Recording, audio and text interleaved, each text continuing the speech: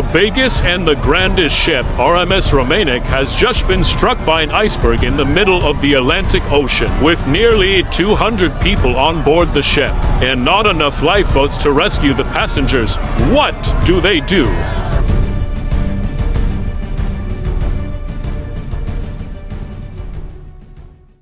The story starts here in Southampton, England, where the RMS Romanic is docked and ready to set sail to New York City. The ship designer, Timothy Wesley, states this ship is unsinkable. I don't think he should have said that, because a few days before the fourth voyage, the RMS Romanic had a hole in its boiler rooms, but was quickly repaired before the fourth voyage.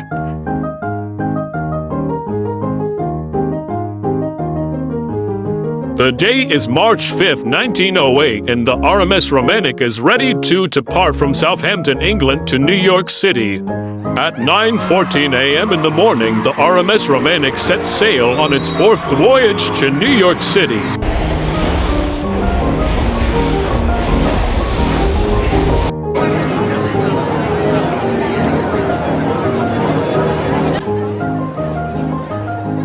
For lunch, the third and first class passengers would have a steak, a burger, and a cake on the side. But no one really cared about lunch. It was mostly breakfast and dinner.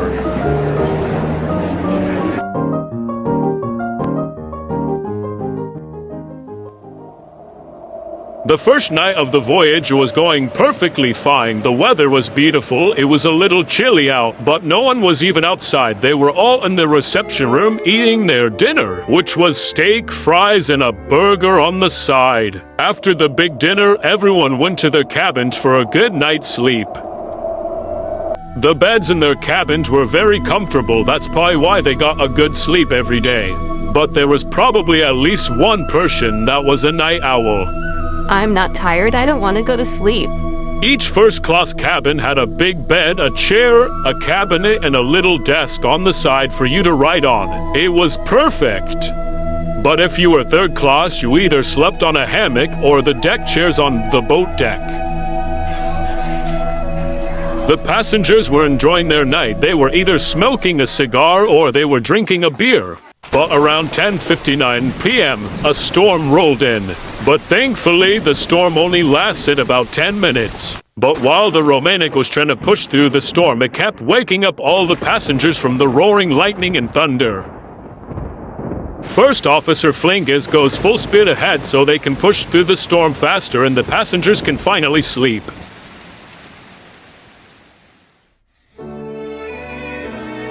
The next morning, the RMS Romanic hit a little bit of fog, making it hard to see any icebergs in the way. But what made it even worse was that the lookout, Officer Kevin G, was not in the crow nest because he had caught the flu and was unable to look out. So Captain Russell filled in for him, going up to the crow's nest to look out for any icebergs. Excellent time we're making, guys. Yay! First Officer Box was happy that they were making excellent time.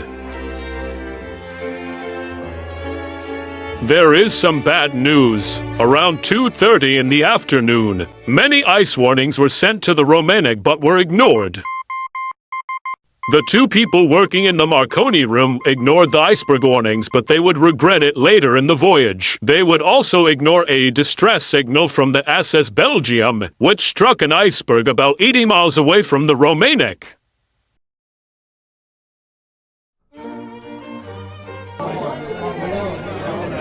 At around 6:30 p.m., passengers would have their last dinner on the RMS Romanic.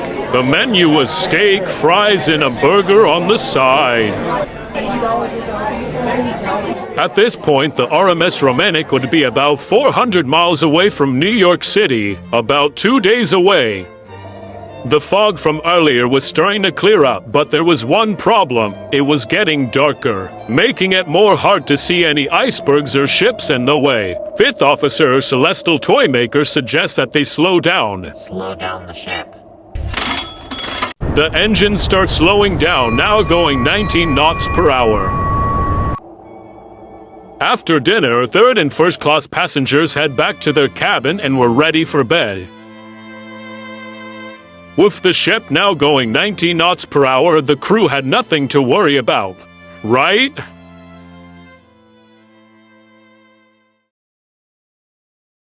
At 9:15 p.m., Captain Russell yells. Iceberg, iceberg, watch out! After First Officer Flingus hears those words come out of his mouth, he immediately springs into action. Hard to port. Turn, turn, turn.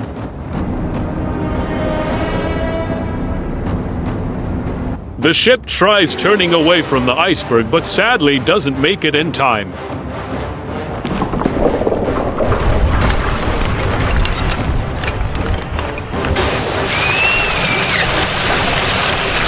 Water immediately starts gushing into the boiler rooms.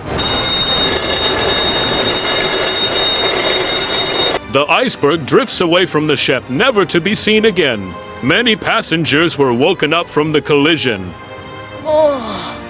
Captain Russell immediately climbs down from the crow's nest and goes to the boiler rooms to see if there was any damage done. The ship designer Timothy Wesley comes out to the boat deck and sees the crew members panicking, but reminds them that the ship is unsinkable. About a minute after the collision, hundreds of passengers were flooding the boat deck, wondering what is going on. There are 200 people and only 10 lifeboats. If the ship really is sinking, they better find a way to fit everyone on those lifeboats. In the reception room, Second Officer Big Boy A526A hands out life vests just in case. Captain Russell finally makes it to the boiler rooms about 2 minutes after the iceberg hit. He prays that there was no severe damage done, but then he sees this.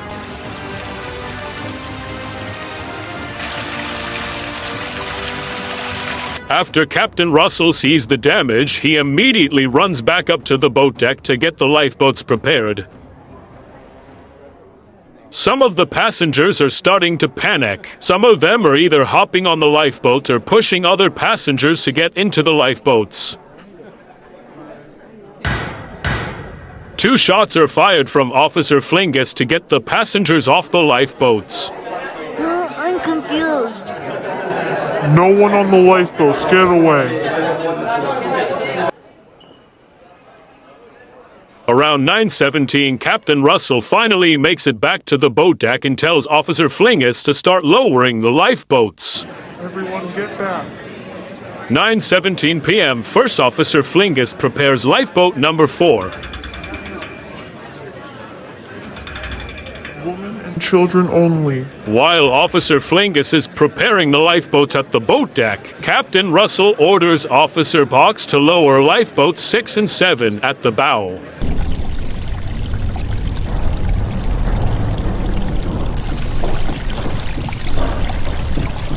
While the lifeboats are being lowered, the Romanics band Kevin G and Charlie Linkletter comes out to play music to calm down the passengers.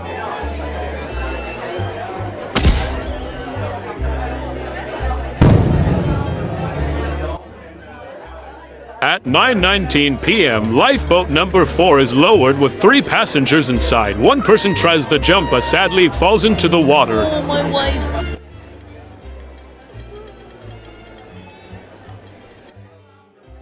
Around 9:19 p.m., the Marconi room starts to send out SOS signals to other ships in the area. As lifeboat number 1 is lowering, a first-class passenger yells, "Watch out for sharks," to scare the passengers. That man's name was Theodore Wilson III. He would later freeze to death in the freezing Atlantic Ocean.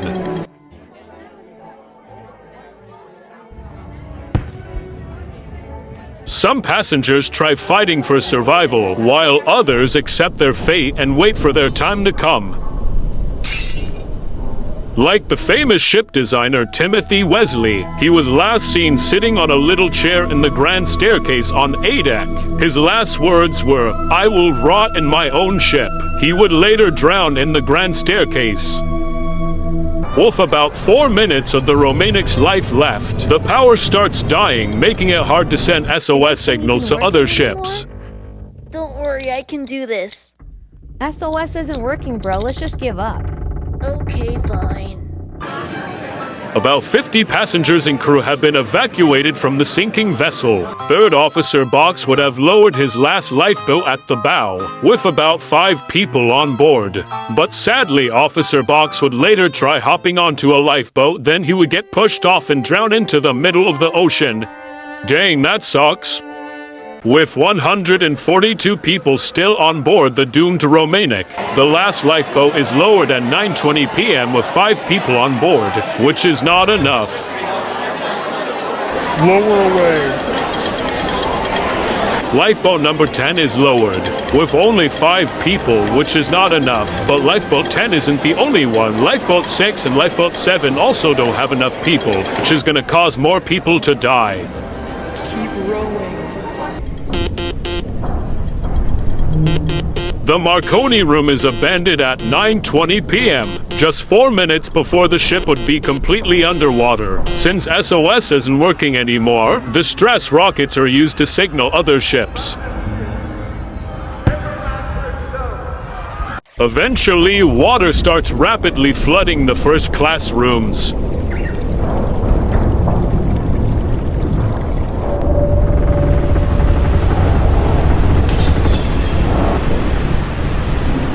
The water is mostly entering the port side of the ship, which causes her to list on her port side and begin the final plunge.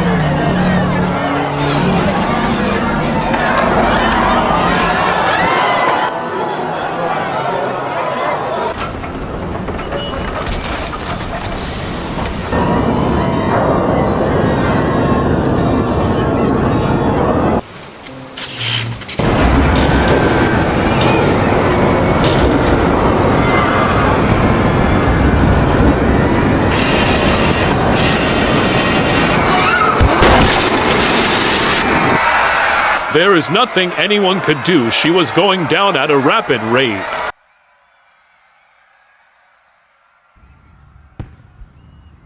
At this point, First Officer Flingus would have swam to a capsized lifeboat. As the bow rises into the sky, passengers start sliding off the boat deck.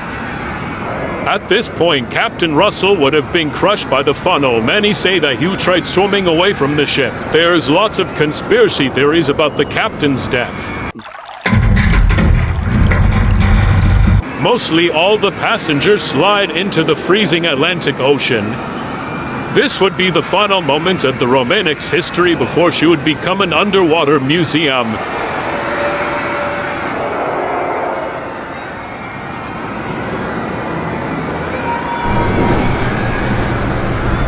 And just like that, the RMS Romanic is gone in just 10 minutes.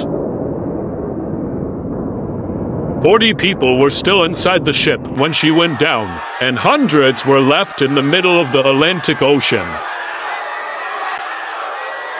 First Officer Flingus ordered all the lifeboats to move away from the passengers in the ocean. But one lifeboat decided to come back. When First Officer Flingus finds out about that lifeboat, he yells, Do not expect us to save you when your lifeboat capsizes. Hundreds of passengers were suffering from hypothermia, but one passenger named Dexter Higgins drank a lot of beer before the ship sank and was drunk, so he couldn't feel the cold water. He was later picked up by lifeboat number 8 and survived. As time went on, people on the lifeboats started getting hungry. They started praying that another ship would find them. But what they didn't know is a ship called the RMS Bermuda was receiving delayed messages from the RMS Romanic. Why were the messages delayed, you ask? The reason why was because the RMS Romanic was about 80 miles away from the RMS Bermuda. But by the time they received the message, it's already too late. Back in New York City, everyone is waiting for the RMS Romanic to dock. Everybody is excited to see their loved ones, but what they don't know is that their loved ones are either on a lifeboat starving, or they're in the middle of the ocean freezing to death. If the Romanic never sank, everyone would have reunited with their families right here. But sadly, that dream never came true.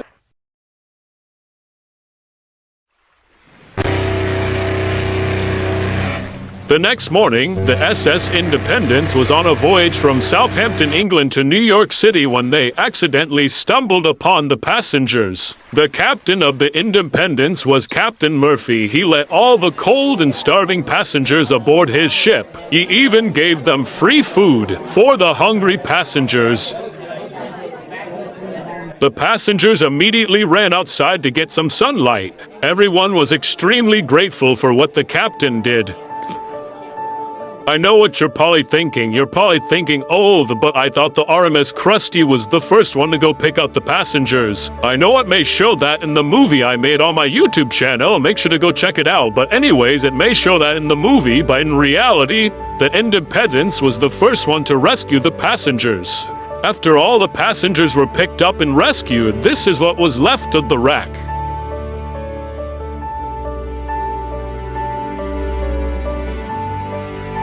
The RMS Romanic took 145 innocent lives in such a horrible way, and I hope this documentary helped you learn a lot about Romanic's history. Make sure to like and subscribe to my YouTube channel and go check out the RMS Romanic movie I made. Goodbye, everyone.